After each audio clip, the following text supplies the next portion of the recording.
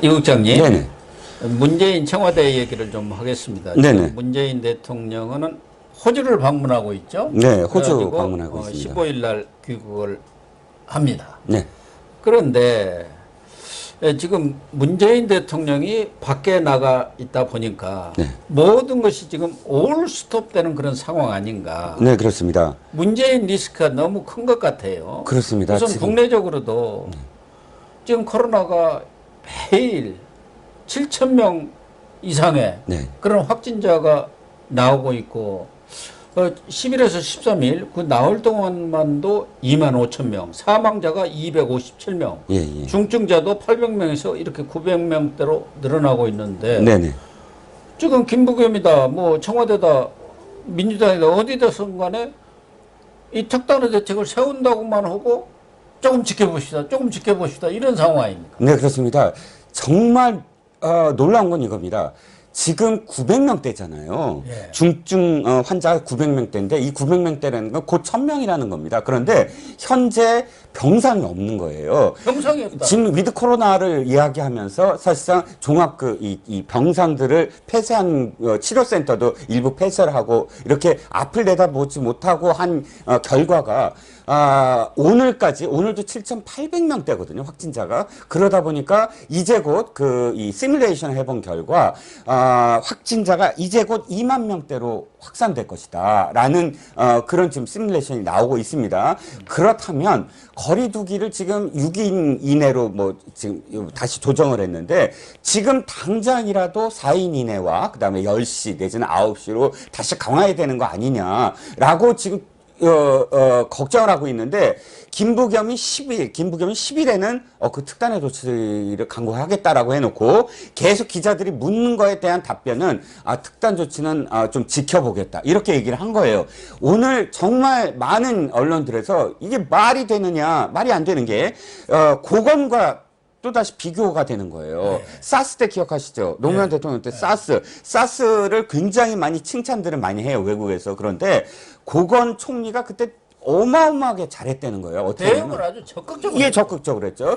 그날 사스가 이제 이 경고가 시작이 되면서 첫 행보가 김포공항으로 날아간 거예요. 김포공항으로 가갖고 지금 비행기를 전부 스톱시켜. 그리고 이 비행기에 내리면, 착륙을 하면 비행기 안에서 전부 다 검사, 이 체온 검사 다 해. 근데 들어오면 안 돼. 하고, 온갖 기장들이 전부 다 막 난리가 났는데도 불구하고 아주 철저하게 공항에서부터 비행기에서부터 천천히 막고 뭐 하면서 모든 것들을 다 주도를 하고 적극적으로 했다는 거예요. 그거를 당시 노무현 대통령께 물어보고 아닙니다. 안 물어보고 자기가 직접 그냥 다 지시를 하고 사후 보고를 했다는 거예요. 그렇기 때문에 사스를 막아낸 건데 지금 김부겸 태도 보십시오. 오늘 갑작스럽게 아침에 속보가 나왔습니다.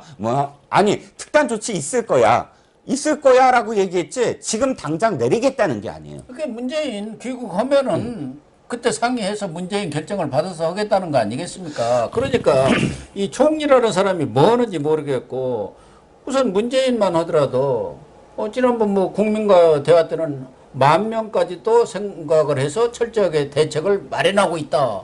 이렇게 했는데 지금 10,000명을 뭐 기다리는지는 모르겠습니다만은 네. 최근에 뭐 백신 패스 혼란, 청소년 백신 접종을 가진 논란, 네. 이 컨트롤 타워가 도대체 어디냐? 그렇죠. 컨트롤 타워가 청와대 김호란이는 뭐하고 있으며 그렇죠. 지금 컨트롤 타워가 이 질병관리청이냐 아니면 보건복지부냐 네. 총리냐? 네. 총리가 지금 총괄을 하고 있잖아요. 그렇죠. 그런데 아무도 결정을 못 내리고 있지 않습니까? 그렇죠. 정은경 본부장은 첨장은 뭐 구체적으로 안정한 것을 좀 봐야 되겠다. 아직 지켜봐야 된다는 뜻이고 권덕철 복지부 장관은 위기인데 반전이 안 되면 어쨌든 이게 방역을 강화해야 되는 거 아니냐. 강화해야 되는 게 아니냐가 아니라 강화하겠다라고 지금 빨리 나서야 된다는 것이고요.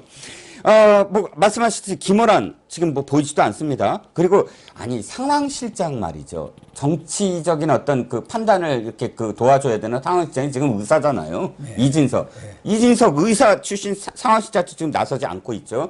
저는 진짜 분노하는 게 이겁니다. 아니 이 나라에선 지금 7천 명이 넘는 그런 확진자가 계속 생겨나고 있고 사망자도 늘어나고 있고 확진자가 벌써 1,000명 가까이 되는데 호주가 있어갖고 이게 결정을 못 내린다? 그게 말이 됩니까? 매일 지금 100여 명씩 죽어나가고 있고. 호주에 간 것도 문제죠, 더군다나 그러면. 지금 의료진이라든가 예. 이런 데는 거의 지금 뭐라고 합니까? 번아웃이라고 합니까? 네네. 완전 아주 고갈 상태에 빠져 있는 거 아닙니까? 의료진들이. 그렇죠. 더군다나 병상이 없어가지고 예, 예. 대기를 해도 뭐 1,000여 명 대기를 하고 있다는 거 아닙니까? 중증자만도. 예. 이렇게 말이 되는 소리냐 이거예요. 그렇죠. 코로나19 전담 병원들 있지 않습니까? 환자들만 지금 치유하는 치료센터의 병원들에서는 그러니까 경기도의 한 병원에서 이 사퇴 의사를 밝힌 간호사가 40%나 된답니다. 너무 힘드니까요. 이 상황이 안 끝나니까 너무 힘든 거예요. 그러니 이런 이 의사들은 지금 간호사들은 의료 전담 인력들은 전부 번아웃 상태로 더 이상 못 버틴다라고 하고 있죠. 병상은 이제 곧 1월 말이면 15,000명 가까이 확진자가 중증 환자가 늘어날 것이라고 하고 있죠. 이런 상황 속에서 지금 총리는 대통령 귀국하기만 바라고 있죠. 대통령은 이런 상황 속에서도 호주에 가서 또 성당에 또 오늘 지켜보더라고요. 아침 예? 아니 카톨릭 뉴스를 보니까 예. 성 메리 성당 조명 점등식을 아주 편안한 자세로 관람하고 있다. 지금 그거란 거 할 때입니까?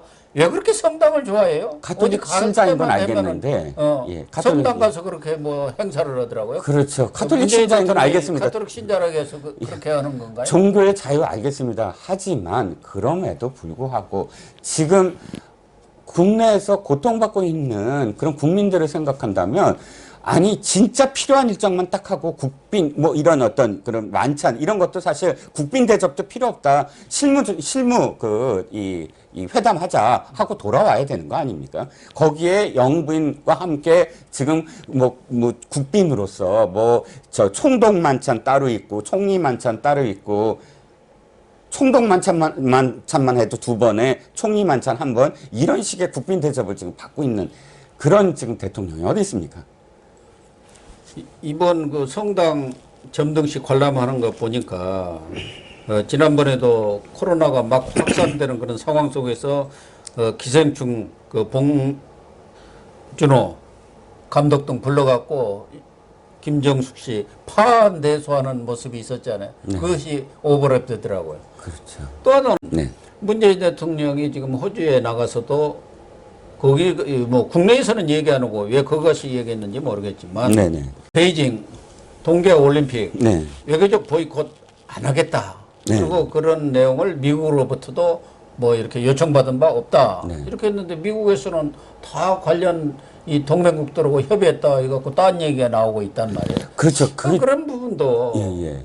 과연 꼭 호주에 가서 그런 얘기를 가장 민감한 국제적인 사안을 얘기를 했어야 하는지도 의문이고 도대체 대통령 얘기와 또 미국의 백악관 얘기가 이렇게 달리 나오는 것은 또 뭔지.